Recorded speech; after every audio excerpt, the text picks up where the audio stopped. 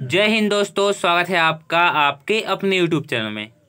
दोस्तों, इस वीडियो में हम बात करने वाले हैं पीएम यशस्वी स्कॉलरशिप 2023 के सामाजिक विज्ञान के इम्पोर्टेंट क्वेश्चंस के बारे में। और ये जो क्वेश्चन आपको स्क्रीन पे दिख रहा है, ये क्वेश्चन आपको कई बार दिखा होगा स्क्रीन पे।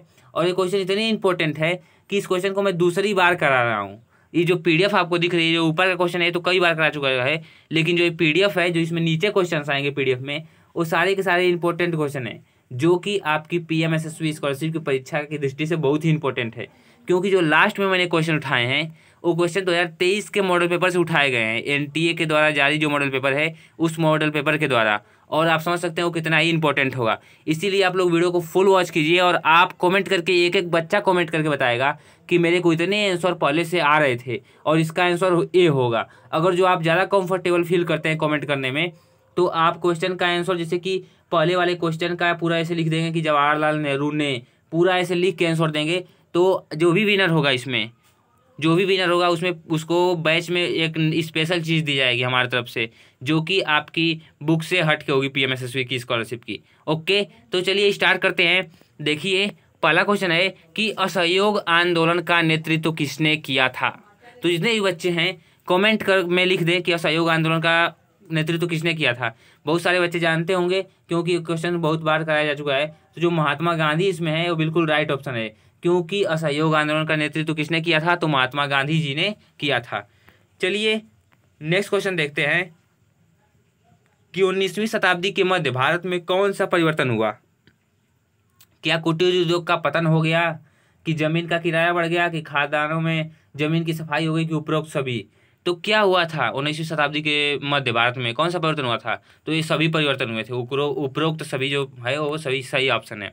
ओके, और मेरे बताने से पहले आप लोग और जो आंसर कमेंट कर दे रहे हैं, तो आप लोग क्या है, मतलब कि आप लोग की तैयारी अच्छी चल रही है।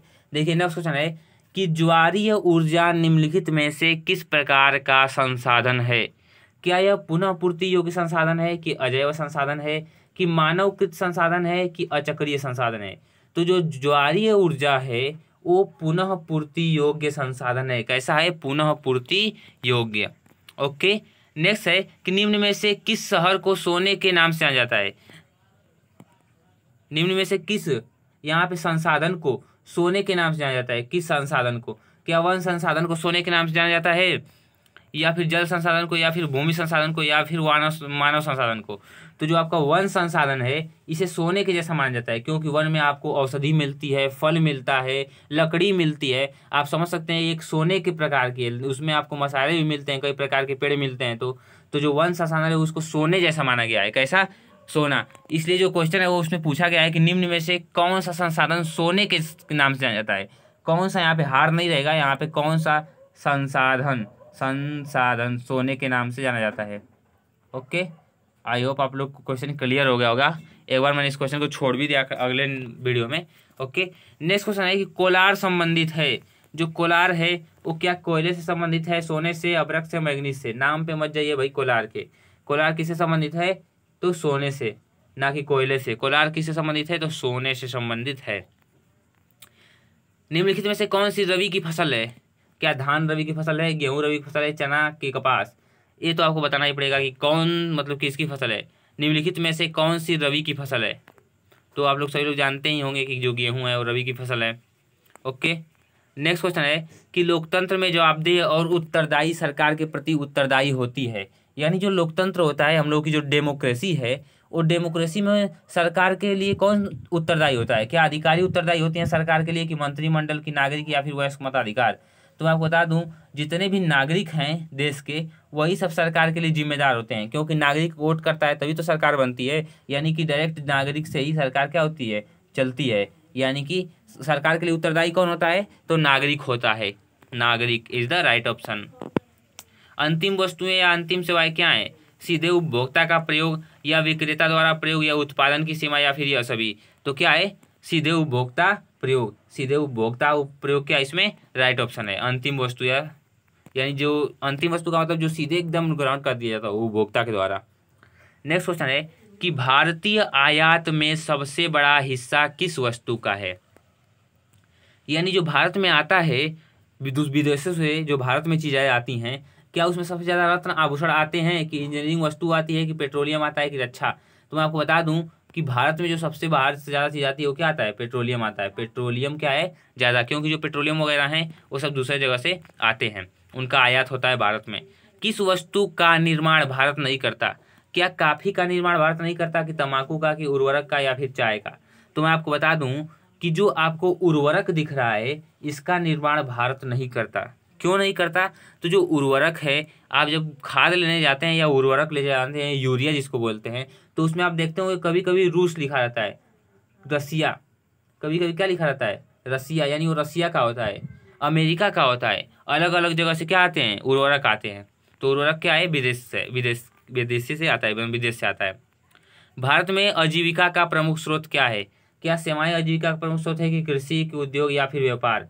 तो जो भारत है उसमें आपको पता होगा कि जो कृषि है इस पे ज़्यादा लोग आधारित हैं, क्योंकि भारत के बहुत सारे लोग क्या करते हैं? किसान हैं, और किसानी करते हैं, यानी कि खेती करते हैं, यानी कृषि क्या है? उनका मुख्य व्यापार है।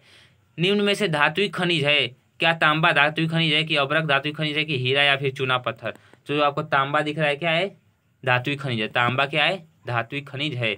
विकास का महत्वपूर्ण घटक है, जो विकास है उसका महत्वपूर्ण घटक क्या है? क्या आय है, कि औसत आय है, कि राष्ट्रीय विकास है, या फिर उच्च विकास है? विकास का महत्वपूर्ण घटक क्या है? तो जो आपको आय दिख रहा है क्या है? महत्वपूर्ण घटक है, क्योंकि जो किसी व्यक्ति की इनकम होती है, किसी व्यक्ति जो कमाता है उसकी आय क्या होती है? महत्वपूर्ण घटक होती है।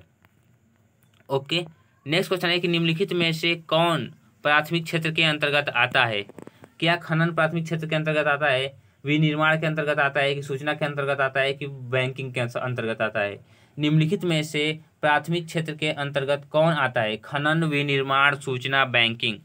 तो जो प्राथमिक क्षेत्र होता है वो खनन के अंतर्गत आता है, यानी जो खनन होता है वो प्राथमिक क्षेत्र में होता है, क्योंकि डायरेक्ट जैसे कि जेसीबी द्वारा मिट्टी निकाल लिया गया कहीं तो खनन हो रहा था, यानी कि वो प्राथमिक क्षेत्र में ही आएगा। विनिर्माण जो होता है वो द्वितीय क्षेत्र में आता है, एक बिजनेस वाले क्षेत्र में। जो सूचना होता है वो आपका सेवा क्षेत्र होता है, जैसे आप एक किसी की सेवा कर रहे हैं, टेलीफोन से बात करा रहे हैं तो किसी को। और जो बैंक है वो भी आपका सेवा करती है, आपको ऋण देती है, आपको पैसे देती है, तो क्या है? वो भी सेवा क्षेत्र में आते हैं। इसमें जो खनन है वो क्या है? राइट ऑप्शन है, खनन is the right option. Next question है कि बहुराष्ट्रीय कंपनियों का उद्देश्य निम्न में से क्या है? यानी कि एक तो आपका भारत देश है, लेकिन जो दूसरी देश की कंपनियां हैं, जैसे दूसरे देश में तेल की कंपनी हो गई, मोबाइल की कंपनी हो गई, उनका उद्देश्य क्या रहता है? क्या व्यापारिक केंद्र को स्थापित करना रहता है, कि लाभ कमाना रहता है, कि रोजगार देना, या फिर उत्पादों की गुणवत्ता? तो भाई कोई भी बिजनेसमैन हो अपना लाभ देखता है, लाभ कमाते हैं। बहुराष्ट्रीय कंपनियों का उद्देश्य क्या रहता है? लाभ कमाना, कि हम इस देश से क्या करें? संपर्क जोड़ के लाभ कमा लें, चाहे वो आपका देश हो चाहे किसी का। भारत में उपभोक्ता संरक्षण दिवस अधिनियम कब लागू किया गया?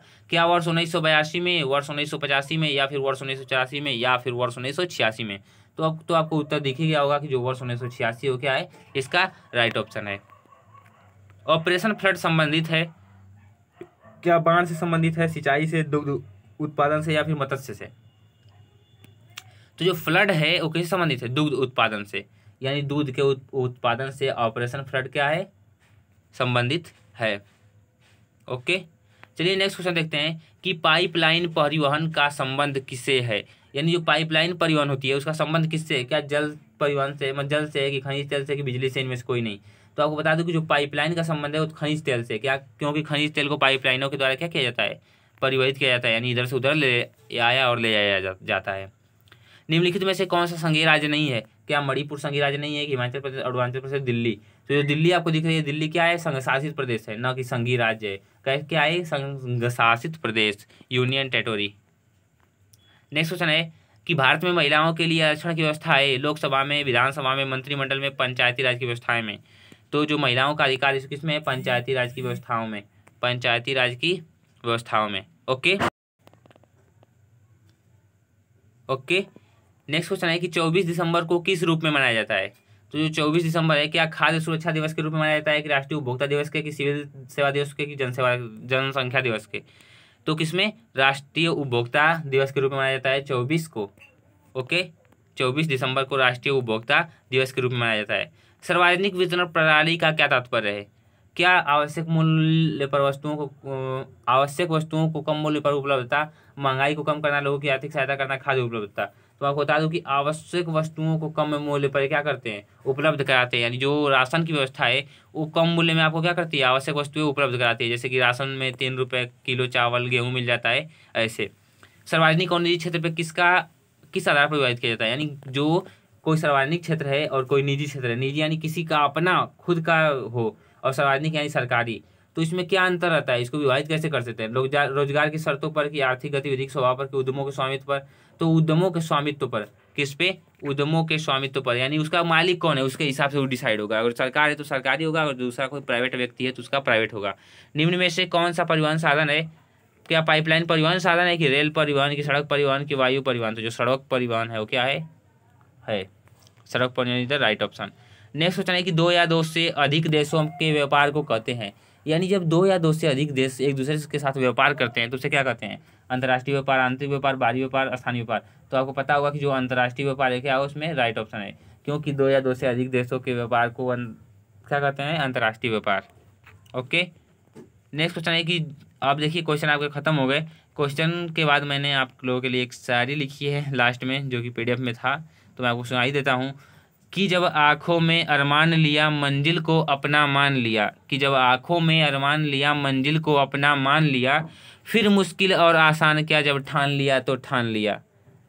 कि जब आँखों में अरमान लिया मंजिल को अपना मान लिया, फिर मुश्किल और आसान क्या जब ठान लिया तो ठान लिया। यानी किसी भी कार्य को जो आप ठान लिए हैं कि मैं ये कार्य करूँगा तो उसको करना ही चाहिए। सो दोस्तों thank you and bye bye, take care of yours. मिलते हैं नेक्स्ट वीडियो में और एक नेक्स्ट न्यू PPT के साथ। इसको मैंने टेस्ट के तौर पे एक बार फिर से कराया था, तो आप लोग कमेंट करके बताएंगे कि आप लोगों को कितने आंसर पहले से आ रहे थे। सो दोस्तों चलिए इसी के साथ बाय बाय बाय बाय।